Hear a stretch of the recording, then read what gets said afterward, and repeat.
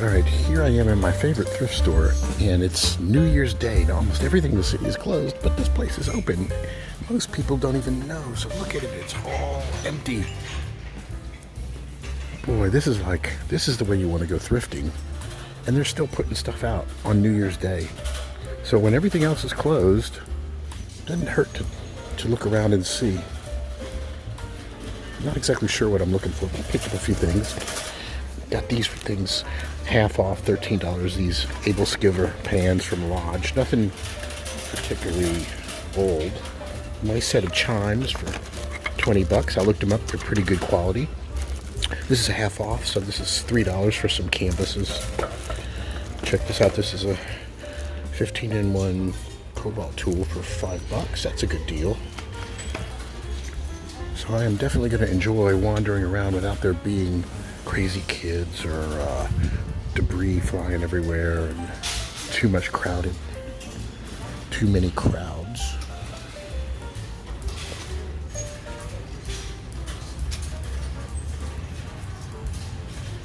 Let's see.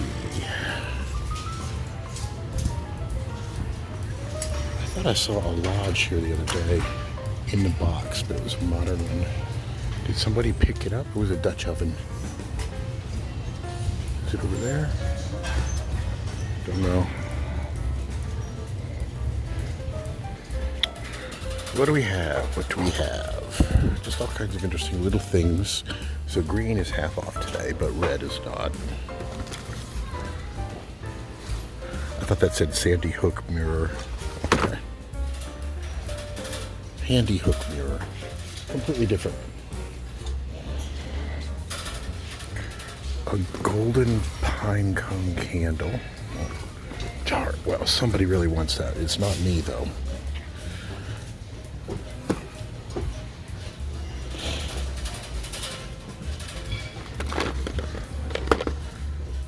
Fragrance sampler.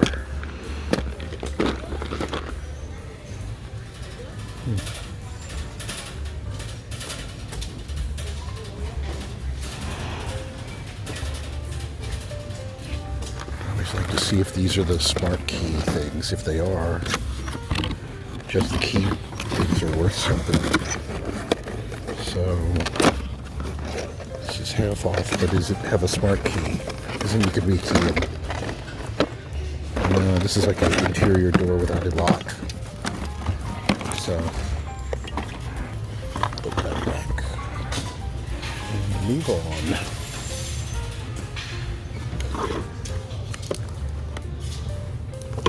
It's a prizzle. Oh, a drizzle. What does it do?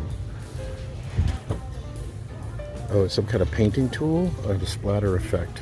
Okay. Alright. Oh, there it is. There's the Lodge. I knew it was here. Alright. So this could be fairly modern. Still making it. They want $35 for it, which is probably, I don't know what these things go for new, but nothing special.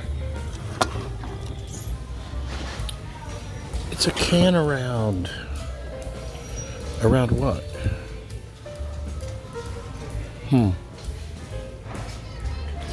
If you need something in the back and you got something in the front, what do? You have to just push everything until it slides out?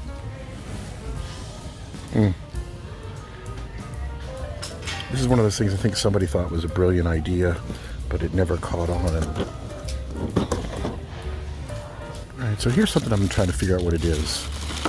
Round things, and they appear to be able to be adjustable so that they expand or contract. Could be for a giant boot, but I don't think so. Let me know if you know what this might be in the comments. Some kind of expander to hold something. I don't know what though.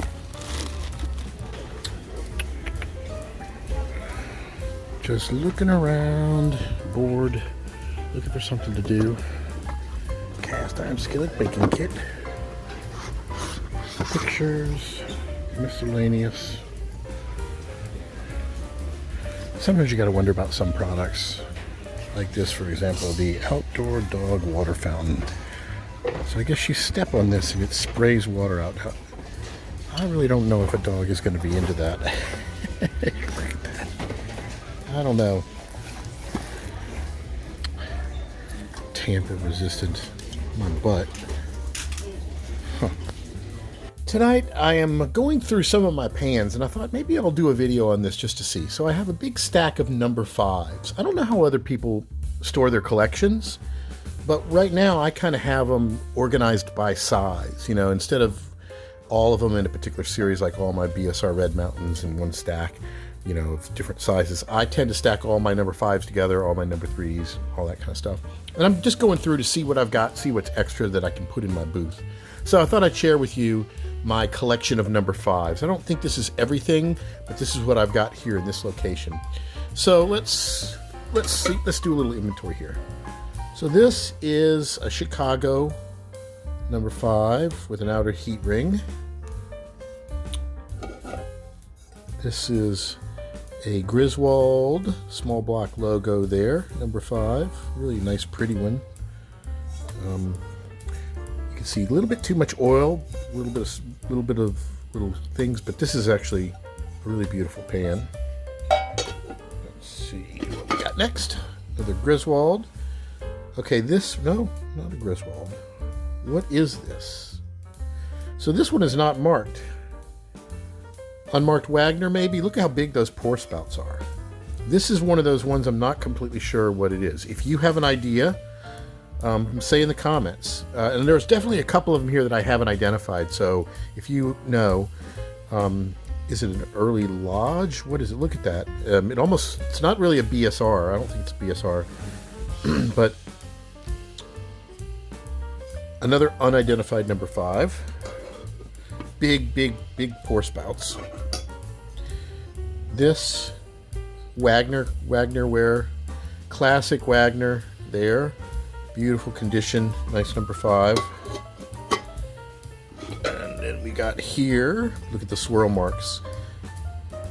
This is a later Wagner ware. You can see machine made, much rougher. It says made in USA. So there's a difference between the early Wagner ware and then the later Wagner wares. Okay, and let's see what we got here. This is a single notch lodge number 5. See the obverse mold mark. Very early lodge. Noticeably more delicate than the modern lodges, you know. Hey dog, no chewing on the furniture. Don't do that. Puppy. Alright, next in the lineup. A classic 3-notch lodge number 5. 2 means it was made in the second shift, probably. Just beautiful, noticeably heavier than the single notch, a little bit beefier, but still handmade. All right, what do we got here? I can feel this is a BSR. And so here's a BSR Red Mountain with just the large lettering on it. You still see the swirl marks on it. That's a pretty one. I just picked up another BSR number 5 that may almost be as good, if not better, than this one that is in the oven seasoning right now. Here's another BSR. This is a Century.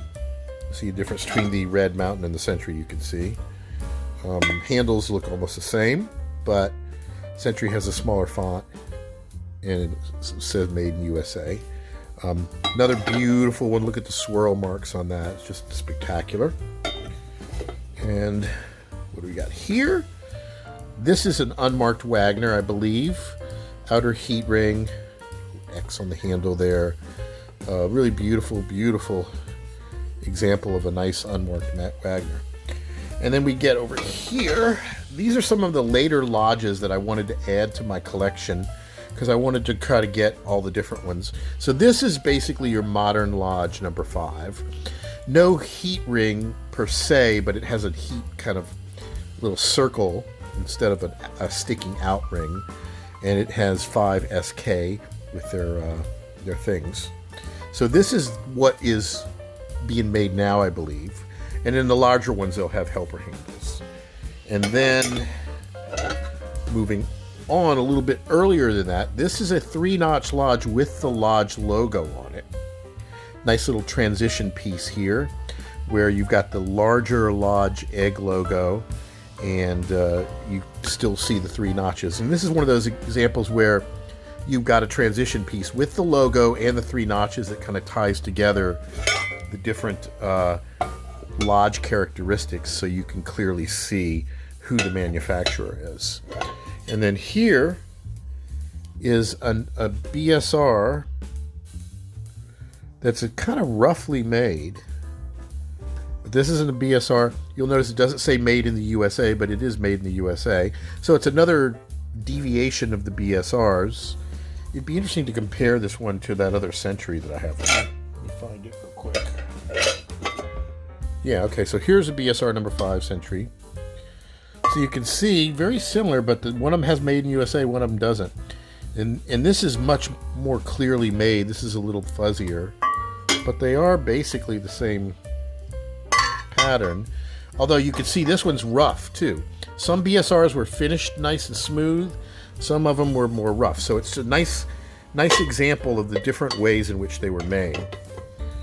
And then what we got here, this is another BSR number 5. This one's definitely seen better days. It's a little bit, got some minor pitting in it. But a pretty darn nice example of a classic BSR number 5. So that's a dupe of one of them. Let's see. Of this one right here. These are 2 the same. But you can see how the difference in quality. So I'll probably keep this nice one and just throw that one in the booth. And then another 3-notch lodge. Just with 5, no SK. Has an A up there. But a nice early lodge. And then I've got these 2, which I haven't been able to identify. This is it's a single notch number 5, but I'm not convinced that this is a lodge. It could be. It kind of looks like it, but it has a 5 on the handle. And lodges didn't put the numbers on the handles except very early on. So I don't know what it is. And this is not pitted. It's just got some little splotching from the seasoning. I think in this case I didn't strip it completely. I just seasoned over the original seasoning. So I don't know if this is an Asian copy of a lodge. It might be. If you have any idea, I haven't seen one like this. The pour spouts are a little more defined and thin. It does appear to be a pretty nice pan. And then here's another one I haven't identified. This is another single notch like this. Again, not quite sure who made it, but both of these are very similar. They have the number 5s, but this, they kind of look like lodge, but they kind of don't with the single notch. If you know for sure these are single notches, let me know. I'm not used to seeing the number 5, so I haven't been able to identify what they exactly are. So there's the collection. Let me know what you think, and I will share more with you another day. I want to thank everybody for tuning in and enjoying the video series and supporting me thus far by subscribing and clicking like and all of that. And if you want to catch me on TikTok, sometimes I have previews of what I'm working on that I haven't published lately. That's at TikTok/@WisdomStudio. And if you're on Facebook, look up the group Vintage Cast Iron Hunting, Restoration, Identification, and Sales. And until next time,